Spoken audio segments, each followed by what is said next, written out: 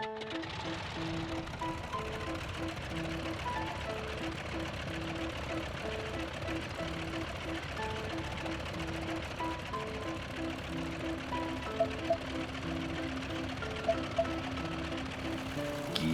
ladies and gents, and welcome back to IL-2 Great Battles with Mags, and welcome aboard the U2 VS. It's a PO2. We're flying the PO2, and it's awesome. And horrible at exactly the same time. So, we're just taxiing out at this point. I was originally planning on doing like a full review of this aircraft, but I'm just going to fly out a mission for it because there is not a huge amount to actually talk about when it comes to this plane. Alright, so taxiing out the PO2. It is actually really easy to do. You give about 20% on the rudder to counter the torque of the engine, and then just vary from there to steer. You don't have to worry about wheel brakes. There are none. You don't have to worry about a tail wheel. There's not one of those either. It's got a skid at the back that just drags along behind, and you don't have to worry about putting on too much power because it doesn't have any. The engine in a PO2 is a 5-cylinder radial that's actually mounted to the front of the aircraft rather than being inside of the fuselage. This is actually very important, but we'll come to why in just a moment. Maximum power in takeoff mode, 100% at full fuel is 125 horsepower, which means your mum's shopping cart probably has more power than this thing. Now, you can maintain this awesome level of power for about 5 minutes before the engine starts to explode. So once you get it off the ground, you want to back it off. About 95% for nominal and about 90% for continuous mode. At 95%, it depends a little bit on altitude, but it doesn't vary by a whole lot, usually no more than about 8 horsepower, give or take, but you're putting out around about 110 horsepower. When you back it off to continuous, exactly the same story again, but you're putting out about 100 horsepower. And this looks like we are now at the runway, so let's throttle it up for this awesome takeoff performance. Now, takeoff speed in the PO2 is about 70 to 85 kilometers an hour, depending on the payload that you're carrying. I generally push the plane a little bit faster than that and get it out to nearly 100, and the plane at that point will just lift itself off the ground. And I've just realised that we are actually not on the runway at the moment. We are in fact driving through a field, although this is actually really good because it shows that this absolutely doesn't matter. The PO2 is that light that you experience no difference between driving across the rough stuff next to the field and driving across the actual runway itself. So you just take off wherever the hell you want, and you can land it pretty much wherever the hell you want as well. Once you get it up off the ground, well, it's a PO2. There's not really a huge amount to manage here. You will have plenty of time to do nothing in this plane, however. Your time to climb from takeoff to about 1500 meters in the PO2, providing you're climbing optimally, is just short of 11 minutes. And again, it's an 11 minutes that you're not going to have a huge amount to do. It's an air-cooled radial engine that's mounted to the front of the aircraft outside of the fuselage, so there is no cowling flaps to manage, there is no water radiator to manage, and there is no oil cooler to manage. It's all just cooled by airflow, so all of those are off the cards to begin with. There is no supercharger, turbocharger, turbo supercharger, or anything else of that kind, so you don't have to worry about any of those either. In fact, the absolute only thing you do have to manage in the PO2 is the fuel mixture, which is very complex. It's incredibly complex. If you have the fuel mixture too high, your plane blows black smoke, so turn it down. If your plane's losing power and starting to fall out of the sky, you have it too lean, turn fuel mixture up. That's it. You don't even really have to manage the throttle settings. Once you're off the ground, 95 if you want nominal power, back it off to about 90 if you want continuous power, and then take your hands off the controls because, well, your top speed, or the top listed speed of the aircraft is about 150 kilometers an hour, but in reality with a payload on, you're looking at between 120 and 130, and that's all you're going to get out of it. You don't have to manage prop pitch. Prop pitch is tied directly to the throttle, so whatever you have your throttle settings at will have the prop appropriately managed for you. You don't need to really trim the aircraft because, well, there's no trimming options available for it anyway, you just fly it. Not that you really need to. Even with a full payload on it, actually flies kind of beautifully. There is no challenge to flying this aircraft. And to be clear, I'm not saying that is a bad thing. This is exactly what I expected the PO2 to fly like.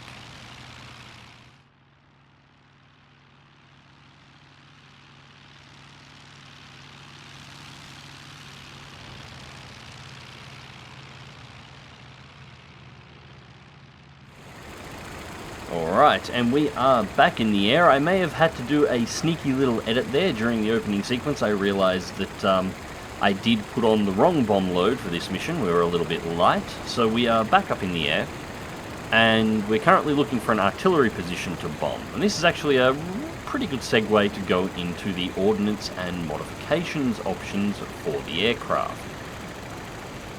Although we should be coming up on our target at any time here. Now, the maximum payload for the PO2 is about 300 kilograms, and you can get this in a couple of ways. And I think that is actually... Yep, that is actually the artillery group that I'm looking for. Alright, so we might bomb these first. So at the moment I've got a 300 kilogram bomb load on board. I've got two 100s in the center line and then two 50s under the wings. This is one of the two maximum bomb loads you can carry. The other is 650 kilogram bombs. Now the bombs release in two presses. You get the two center lines in a single drop and the outer wings as one each, I think. Pretty sure it's that way. And bombing, well, there's no bomb sight and there's no indicator for it. It is guesswork, and I'm not perfect at this yet. I haven't spent enough time in the plane.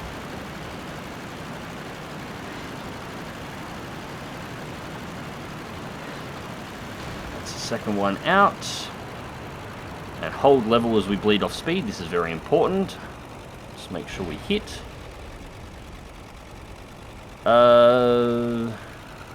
We definitely missed with one. I think there were 4 in the position and I'm counting 2. So I think I got 2 targets. Yeah, I got 2 of the 4 and missed with one of the drops.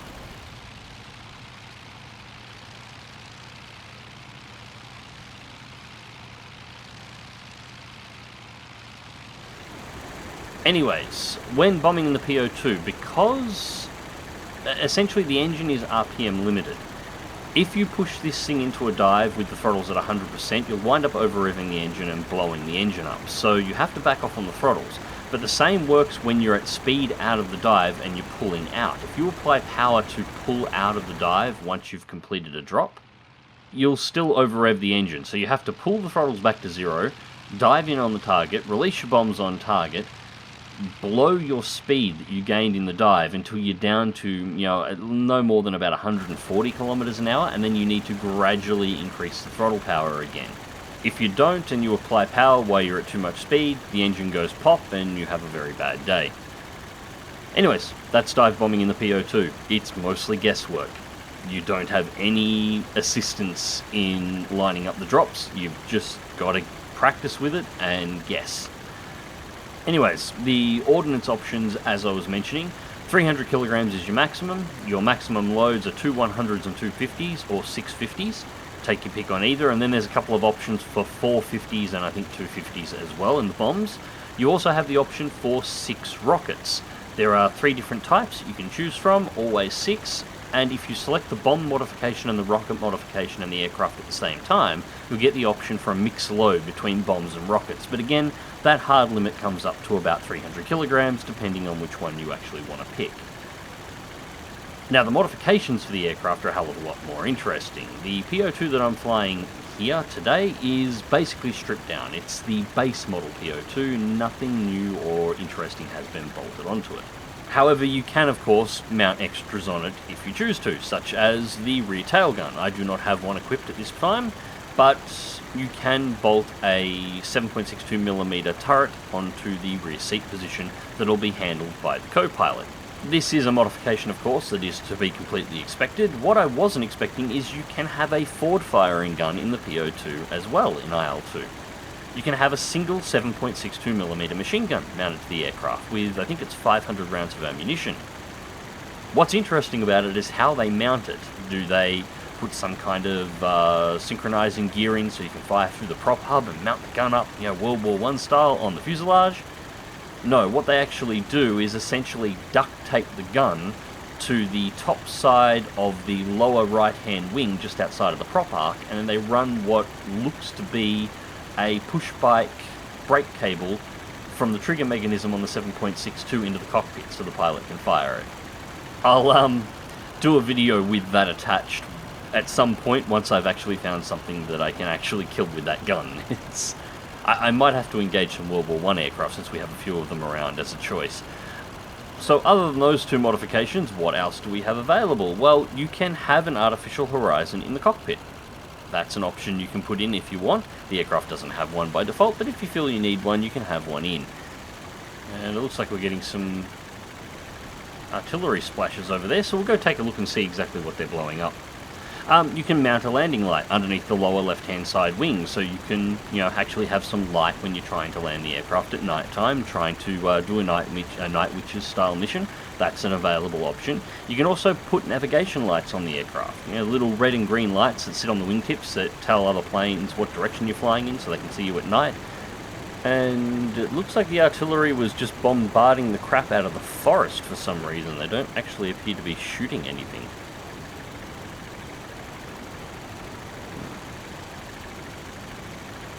Odd.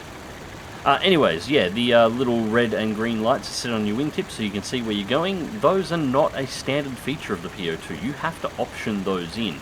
And what's really cool is the landing lights and the navigation lights don't run off an electrical generator, because as standard, the PO2 doesn't have one. They run off a 24-volt battery that gets put in the plane when you put these options in. I haven't tested it, but with how pedantic the devs at IL-2 generally are, I imagine it's entirely possible if you run the lights for too long, you could drain the battery down, in which case all of your lights will actually stop working. Again, I haven't tested that for sure, but I do think that's probably a distinct possibility. However, if you would like unlimited power, you can put an electrical generator on the engine, but the only way to fit that option is to put in the radio, because of course the radio is an option and not a standard feature as well, and that will get you a generator and everything will run off that instead. Now the funny part is, if you should choose to put in the radio, the wingtip lights for navigation, the landing light, the forward firing gun as well as the tail gun, and then put a 300 kilogram ordnance load on the aircraft, so a fully optioned and fully decked out PO2, you will exceed maximum takeoff weight for the plane and be unable to take off. So you'll have to carefully choose what options you actually want to take on the plane before you go into a mission, knowing that you can't have everything. Which is actually a lot of fun.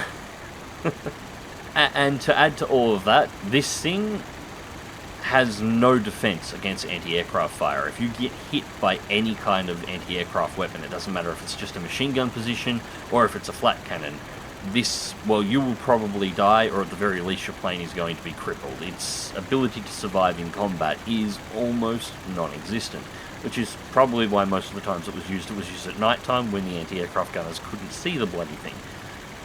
Now, I understand saying all this might sound like I'm really ragging on the plane. I'm actually not. I love the fact that it's like this, because this is how the PO2 should be. This is what the PO2 actually was. This was the plane that actually managed to get a jet kill in Korea. Admittedly, I suppose it would have been more classified as a maneuvering kill than an actual kill, but it's kind of, if maneuvering kill qualifies for an aircraft flying so slow that the tailing aircraft actually stalled and crashed. But it doesn't matter. This is what it is supposed to be like, and it is fascinating to fly it, and to think that there were people, women in particular, in World War II, that actually flew these goddamn death traps into combat and were successful in them. I'm completely in love with this plane. It is virtually useless on any major IL-2 battlefield, but it is so much fun to fly at exactly the same time. It is a great plane. Alright, so landing the PO2 is, again, incredibly complicated, as I'm sure you would imagine. Landing a plane that, with all the ordnance off it, weighs around 700 kilos and is essentially a giant glider. It is terribly, terribly difficult and requires a massive lineup. I'm actually going to land from the other end. A couple of things to remember when landing it. There is actually, as much as I'm going to joke around and take the piss out of this a little bit, there is a couple of things to remember. You have no brakes. The PO2 has no brakes. So it doesn't take long to stop. The skid does drag nicely and slow the plane up. And it's very easy to control during the landing, and it's very easy to keep straight, and very easy to bleed speed off in it too. Obviously, it doesn't have any speed to begin with, so that's hardly surprising. But it is worth taking note that you will need to make sure you do have enough runway to stop, because outside of the dragging of the skid once you're on the ground and just general airframe drag, particularly if you're flying into the wind or landing into the wind, there's not a whole lot you can do to actually stop if you're coming in on an airfield fairly short.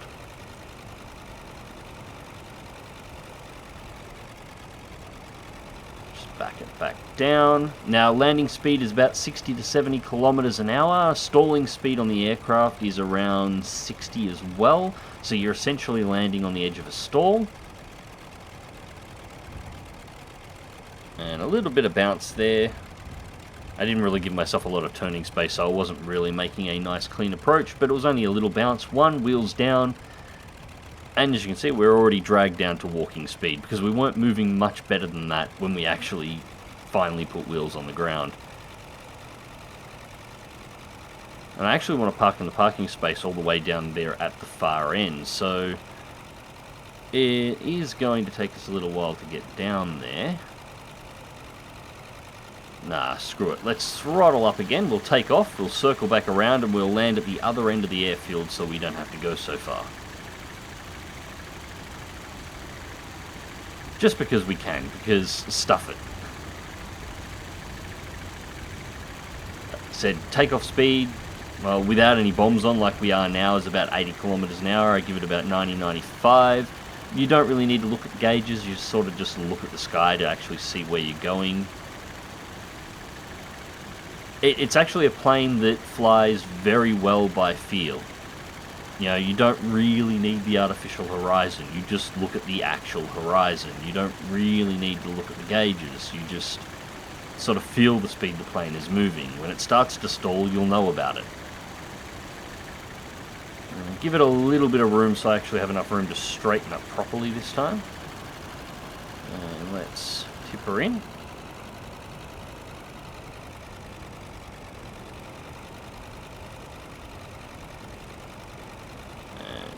Braking turn, if you can even call it that.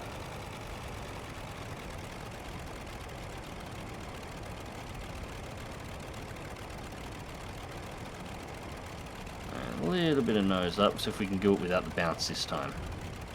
No, still got a little bit of a bounce. Oh, we got two that time. Anyways, that is pretty much it with the PO2. We'll just swing the camera around here for a bit of an external shot. There we go. It is so ugly yet so pretty at exactly the same time. But yeah, I'll definitely have to do a video at some point with the duct tape 7.62mm machine gun mounted on the right wing. You know, the ultimate power, a PO2 that can actually fire forward. God help everything in the skies. But really, as I said at the start, there's not really a huge amount to cover with this plane. It is very basic. It was designed as a trainer, and it just wound up getting weaponized and become incredibly famous, due mostly to the Night Witches. Anyways, ladies and gents, I hope you enjoyed the video, and thank you very much for watching. As always, check the video description down below for all the links to my social media, my Twitch, my Discord, so on and so forth. And don't forget to check out my Patreon if you'd like to help support the channel. And until next time, remember to click that like button, share and subscribe if you'd like to see more. And as always, fly smart, fly safe, and I'll catch you in the skies.